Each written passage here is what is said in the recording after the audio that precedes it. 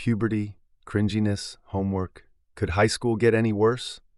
Oh yes, yes it can. Let's face it, anyone in high school has it bad. Whether you were one of the antisocial nerds or a popular jock, high school was hell. You're surrounded by hundreds of people with underdeveloped brains, all of them making selfish bad decisions, and some of them full of hatred. The halls were filled with emotional glares and raging hormones. It's a wonder any of us survived these terrible times. But as we are about to see, a few of us had it far, far worse. Enjoy these allegedly true high school horror stories. I'm 15, and regularly I use the bus to go to and from high school. I would walk home with one of my friends, and on this occasion she was coming home with me. It was wintertime, so it got darker earlier, and it was about twilight when we were walking home, so we were extra cautious. Now you should know that these buses are actually city buses. They were just reserved for high school students and teachers. And on this day, the bus unusually stopped at a corner and someone stepped on. He was definitely no student or teacher. It seemed to be a middle-aged man. He was very poorly dressed, and at first the bus driver attempted to get him off. This man was very obviously dirty. I could spot grease stains from my seat in the bus. Anyway, as the bus driver was trying to get the guy to get off the bus, the man became very angry and threatened the bus driver. But eventually the guy calmed down, and he pulled out a massive wad of money. I was surprised at how much money he had. I mean, by his appearance, it didn't look like he had much to himself. It was at this point that I also noticed that the man had a camera dangling from around his neck. Now at this point, I was filled with as many questions as you are. I mean, why did the bus driver even stop to let this guy on? Maybe he thought it was a kid through the window. I'm not really sure. The point is, this guy was on the bus now, surrounded by kids a quarter of his age. After the bus driver stopped hassling him, he put on a very friendly and false smile. His teeth were a gross yellow, and a few more were crooked, making gaps in his smile. You could almost smell the bad breath from afar. Most of the bus had their eyes on him after his outburst, but after that he began to scan the audience of kids, and then his eyes connected with mine. My friend and I both tensed up when he walked over towards us, and then he sat right next to me. Most of the people that had gotten on the bus were gone already. They had been dropped off at their homes. Those that remained, like us, they were spread out, so there were dozens of seats still open. So he could have sat anywhere. But for some reason he decided to sit very close to me. I tried not to pay this guy much mind, but when he sat down, he practically squished up against me, and I was instantly uncomfortable. It was like the guy was trying to touch me. He smiled, and I turned my head to my friend and started to have a quiet conversation, trying to ignore him and hope that he would just leave us alone. But of course, we were wrong. "Hey, girls." His voice was raspy, as if he hadn't drank any water. Not in a while.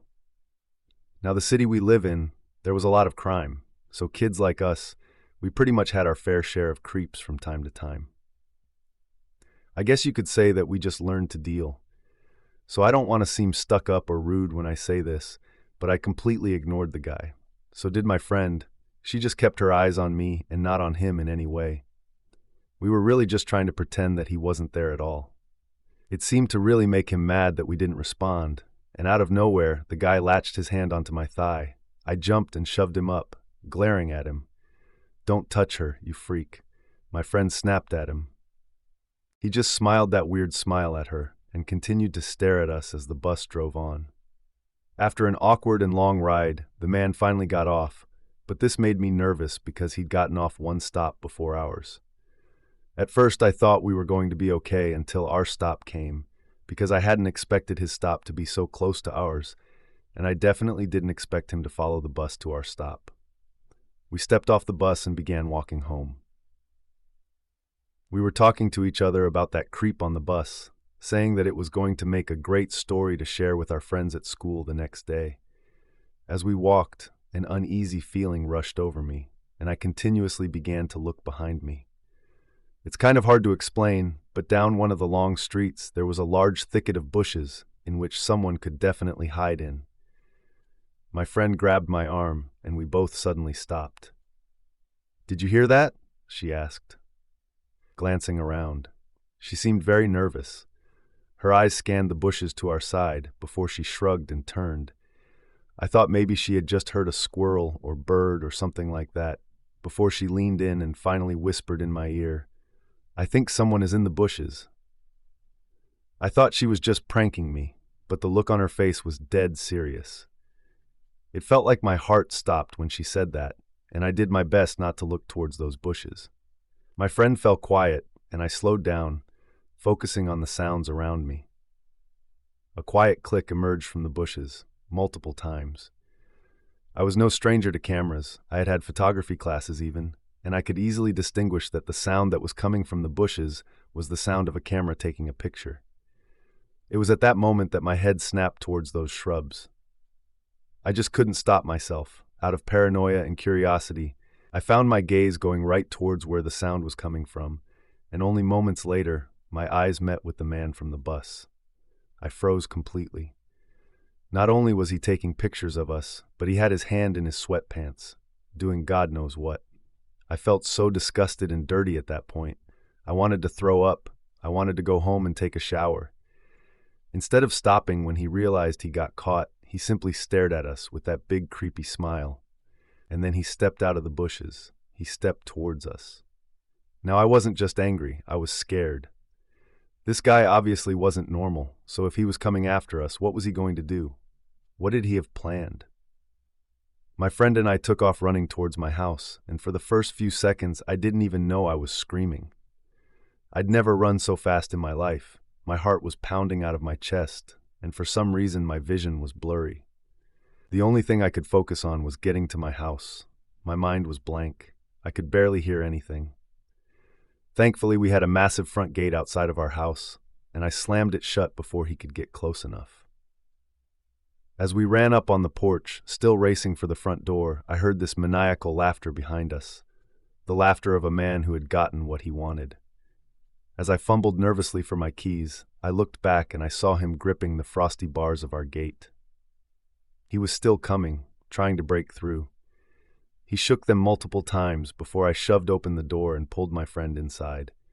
I closed and locked the door immediately, coming face to face with my large dog. She was part pit bull, part something else, but she was the sweetest dog I'd ever met. The moment we stepped in, it was like she could tell something was wrong, and she began snarling. I pushed open the door and let her out. I watched as she ran down the porch, viciously tearing down the steps and running towards the man at the gate. The moment he saw her, he took off down the street. She walked back inside, proud but still snarling at the guy in the distance. Then I slammed and locked the door shut. Later on, when my parents got home, I told them all about it. They didn't hesitate to believe me, and they called the police. And they caught the guy, thank God. After other similar reports, the man was found, huddled outside behind a dumpster, staring into an apartment with his camera. He was apparently taking pictures of 2 young girls in their rooms. They took his camera away, and supposedly there had been hundreds of pictures of different girls, all teenagers, all underage. Anyway, you can probably understand that my family was sick and tired of being in such a dangerous neighborhood. So the moment it was possible for us, we moved away. I was still close to school, though, and around my friends, just in another location. To this day, I'm extremely cautious of people around me, and I've learned to take note of their appearance and accessories, such as cameras. So if anyone ever makes me feel suspicious again, I'll be able to make a better report if it ever came down to that. I'm just extremely grateful that I wasn't alone that day, that our house had a gate, that we had a loyal, strong dog. It chills me to wonder what would have happened if my friend wasn't there that day, because after all, she was the one that noticed the sounds coming from the bushes. I truly hope that none of you have to go through something like this. Let me begin with a little backstory. I'm 14 years old, and I look a bit older than my age. Most people think that I am 18 or 19. I'm in my last year of high school. I'm currently taking college and medical school prep courses at the high school.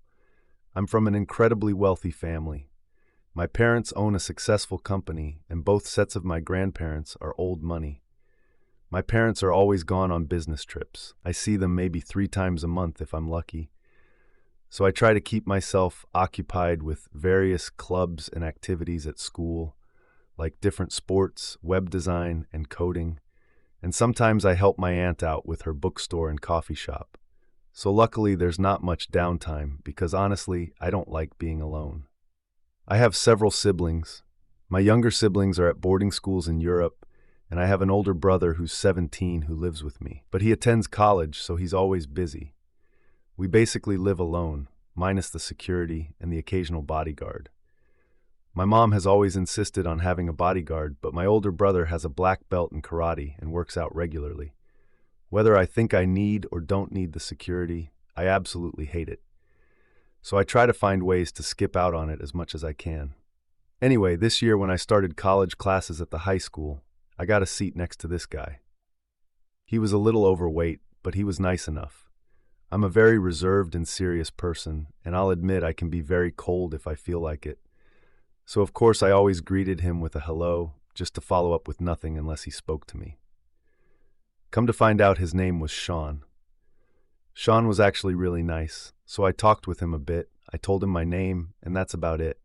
Again, I'm a private person, so I don't really like to reveal too much. The next time I was in class, out of the blue, he asked me if I wanted to go get coffee with him. At this point in time, I haven't actually said my name, and people always think I'm at least 18. So of course I politely declined, saying I have to work. I lied, but I was kind of surprised, so that's why I thought of it in 2 seconds.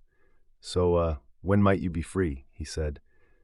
Well, I'm usually pretty busy after classes, I replied, but then he insisted. What are you busy with? He said. By then, I was pretty creeped out. I tried to explain to him that I have a lot of things going on, specifically a music recital among other things. I didn't say it to him, but I wasn't really looking for a relationship. But then he said, "You have really pretty eyes," and he just kept hitting on me during the whole class. Thank you, I said. Eventually, I think he took the hint because he stopped talking to me for the rest of the class then on out. After class, I walked into the parking lot, where one of the security guards was there to pick me up. The ride home was normal, and nothing out of the ordinary happened the rest of the day. The next time I attended classes, he wasn't there, which makes me feel slightly relieved. Class finishes as usual, and I was walking down the hall, my book bag on my shoulder. I was looking down at my phone, scrolling through Tumblr, and suddenly, I run into someone. I apologize as I look up. And of course, it's Sean. How quaint. "Hey, I didn't think I'd see you here," he said. He seemed very enthusiastic. "How have you been?" he asked. "Everything well for you?" I felt my heart drop in my chest because I never said anything about doing track. I assumed that maybe he found my Instagram or a social profile, something that revealed that I was a track runner, and that relieved a bit of the nervousness. "It's fine," I said, and I tried to walk past him, but he just moved in front of me. "And I didn't know you spoke French," he said. This was something else that he shouldn't know. My family spoke French, only at home, only in our personal time. My dad was French, and my mother half so, and they wanted us to be bilingual growing up, so they spoke both languages when we were home. This one I didn't have an excuse for. It's not something anyone would know, not even on my social profiles. "I really have to run. My dad is picking me up," I told him. This was a lie, but I felt a bit safer saying that my dad was here, even though my dad was busy at the time. "So, are you French or something?" he said. "Yes." I don't know why I answered. I should have just ignored him. I'm done with him at this point, and I try to shove him out of the way. When I do, he looks at me with a very shocked expression, and I walk past him. I don't mention anything to my guard that day when he picks me up, but I'm definitely unsettled. Maybe I should have said something. But luckily for me, Sean doesn't show up in class for the next few days, so I continue with my life. One evening, I'm at my aunt's bookstore, chilling with her. I'm running the cash register, and she's reorganizing the displays. It's around 8 in the evening, and it was pretty slow that day. Someone suddenly opened up the door, and my aunt greeted them cheerfully, as she always does. I instinctively look up from my computer, and the moment I saw him, I freeze. It's Sean. I slide underneath the counter and pull out my phone to text my aunt. I hear someone shuffle over to the counter and I look up. It's Sean leaning over. "Hi, I'm ready to check out." He's so cheerful all the time and it's insanely creepy. I sigh and stand up and I'm fed up. "What do you want from me?" "What?" he says. "You couldn't have just come into this bookstore coincidentally." "What are you talking about?" "I need to buy this biology handbook." I give him this glare as I check him out and back his book. I hand it to him and continue glaring at him. He just grins that creepy grin and leaves. My aunt dropped me off at my house later that evening, around 10 o'clock. Not once during this whole Sean thing was I worried about him breaking into my house, because we have a security gate. Well, that night, I was upstairs with my brother in the movie room. We were studying for one of our classes. We both get texts to come downstairs from the head of our security, so I follow my brother downstairs. And out by the gate, we saw Sean. He had tried to break into the house. One of the guards asked if I knew him, because he claimed to have known me, but I said no, of course I don't. And that's when Sean's happy demeanor vanished. He now wore this scowl, his eyebrows furrowed. Then he began screaming and kicking, yelling at me about how I was leading him on. Then he said something he shouldn't have. He said he would slit my wrists like my brother had. He said that I was selfish and deserved to be dead. One thing my family doesn't talk about is the way my oldest brother committed suicide just a few years ago. Sean knew too much. Sean knew more than he should have, and Sean got way too close to home. We're pressing charges against him, and I still don't think he knows how old I really am. I'm sure other people have had it worse, but this is by far the scariest experience I've ever had. From there on out, I was honestly a bit more thankful for my security. I wholeheartedly believe that there are beings and things out there that not everyone sees or believes in. I guess you could call me a faithful believer in the paranormal. I've had a few small encounters, each a bit more creepy than the last, but the one I'm about to tell you has been by far the most nerve-wracking encounter. This story spans across a year and a half, with 2 different events. Now, before we start, I need to say a few things. I'm a 16-year-old guy and roughly 5'10". I weigh 115 pounds, so I'm not very big. I've lived all over the United States, and I'm now residing in North Carolina. It was last year when I was a freshman in high school. On one Saturday afternoon, me and my family went to the park. This consisted of me, my mom, my dad, and my sisters. Now, the park is essentially part of the high school. It's all on the same plot of land, but the park itself is open to everyone at all hours of the day. I decided to split up with the group for a bit of a run, so I put my headphones in and started to run. My planned hike went down the trail that connects the park with the high school, but it kind of goes off in the distance first. Altogether, the trail is about 2 miles long, but about half a mile in, something feels terribly wrong. I mean, one moment I feel fine and normal, and the next I feel like I'm panicking, running for my life. It seemed darker out than it should have at the time. I found myself racing to finish the hike. At one point I glanced to my side, and I swear I saw a shadowy figure keeping pace with me, following me. It scared me at first, but I concluded that it was just a shadow being cast in an odd way. But then I heard this strange sound. It sounded like laughter and crying mixed, and oddly enough, it was coming from directly from the shadow that was following me. It took me a moment to realize that if I was hearing it through my headphones, then the sound was very, very loud. At that moment, I felt the need to just get out of there. Considering I was only a quarter of the way through the trail, I turned tail and ran back.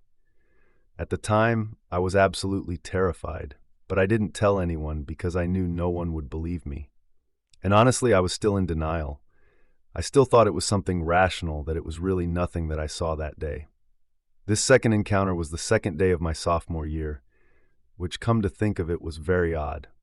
It was the second encounter, the second day of school, the second year of high school. Maybe I'm overthinking it.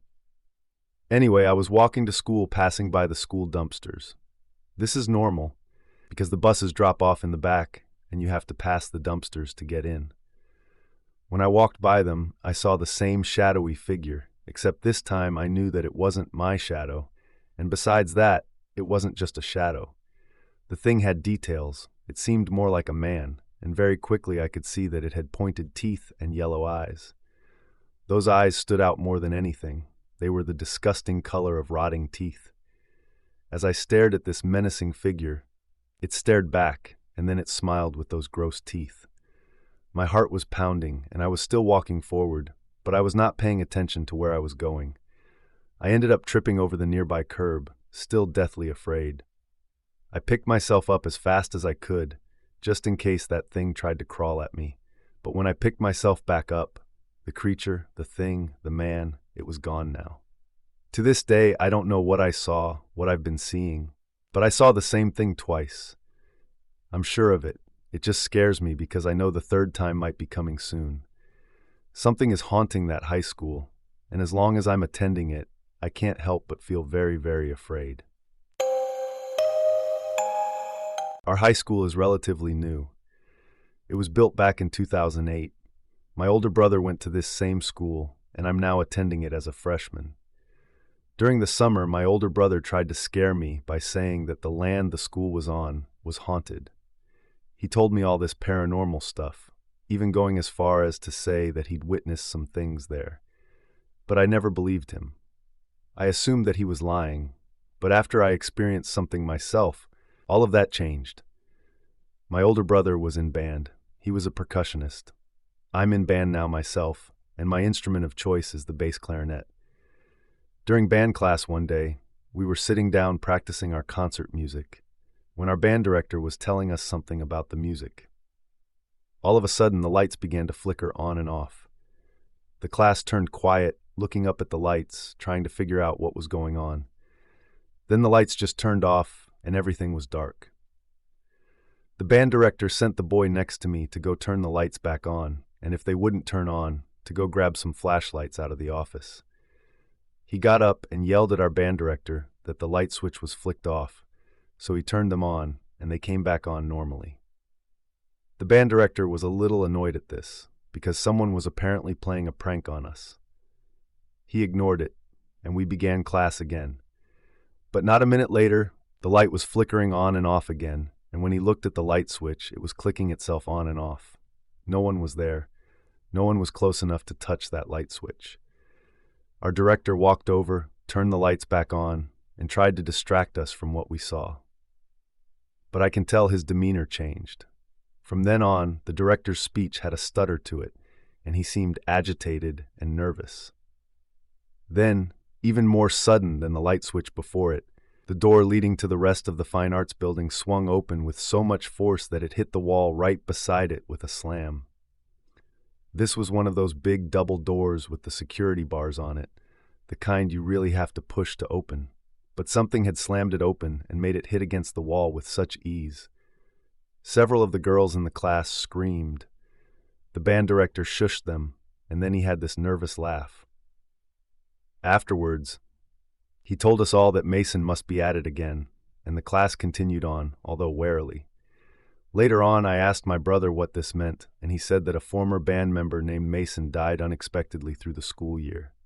People say that since then, the high school was haunted. My brother says and insists that Mason is a friendly spirit who just likes to mess around with people. But something tells me my brother is wrong. No, I believe him now about the paranormal stuff at the high school, but whatever that spirit really is, it felt anything but friendly. To this day, I feel taps and pokes and sometimes feel pushes. When no one's around, I feel eyes on me. When I'm at school, I never feel alone, even during the few times that I am. This Mason might be haunting the band hall, but something is haunting the entire high school. Luckily for most of us, high school is over. Some of us move on to college. Others begin their careers, but that's reserved for those that are alive when they graduate. Because some of us don't make it intact or at all. Teenage years can be dangerous. We're learning to drive and live. We face bullies on a daily basis. We can easily become the targets of perverts. And we all hope that each of us is strong enough to take all the stress. But you never know when someone will crack. Now that we have come to the end of this episode, and feelified, if you like these stories, then hit the like button, press the notification bell, and subscribe for more spine-tingling content. and we will see you in the next story.